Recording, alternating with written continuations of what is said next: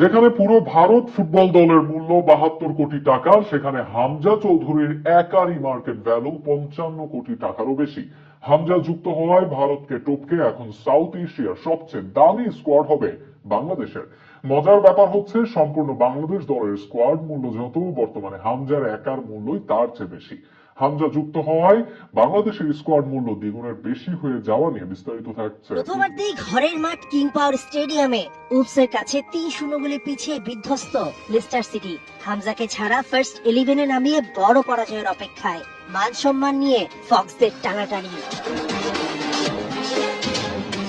53 মিনিটে দৃশ্যপটে আসেন 18 কোটি বাঙালির মধ্যমণি। ইতিহাস গড়েন হামজা চৌধুরী। ডিফেন্ডার জেমস জাস্টিনকে বসিয়ে হামজাকে নামান Leicester coach Ruud van Nistelrooy. প্রথম বাংলাদেশ জাতীয় ফুটবল দলের প্রতিনিধি হিসেবে ইংলিশ প্রিমিয়ার লিগে নামেন হামজা দেওয়ান চৌধুরী। লেস্টার থেকে কয়েক হাজার কিলোমিটার দূরে বঙ্গদেশে টিভি সেটের সামনে তখন প্রার্থনা।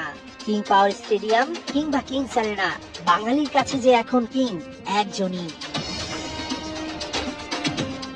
হামজা মাঠে থাকাকালীন ম্যাচের বাকি সময় আর গোল খায়নি লেস্টার, বরং হামজার উপস্থিতিতে 54% বল দখলে এগিয়ে ফক্সেস। এ সময় কর্নারও আদায় করে নিয়েছে কমপক্ষে 3টি।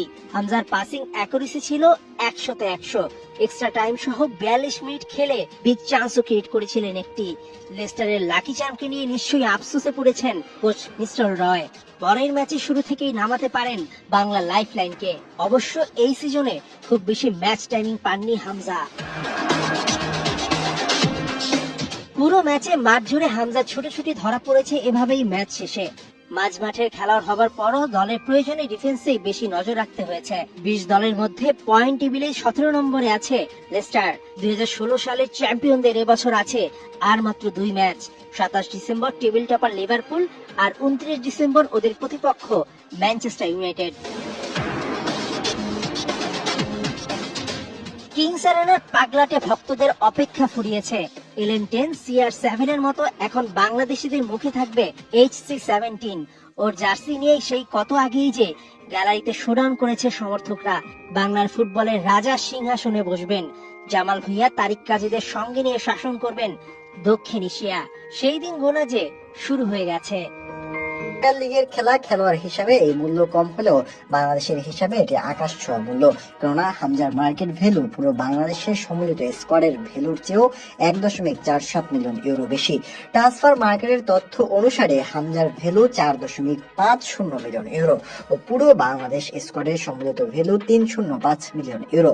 অর্থাৎ হামজা স্কোয়াডে যুক্ত হলে বাংলাদেশের মোট ভ্যালু হবে 7.55 মিলিয়ন ইউরো, যা হবে ভারতকে পেছনে ফেলে দক্ষিণ এশিয়ার মধ্যে কোন দলের সর্বোচ্চ ভ্যালু।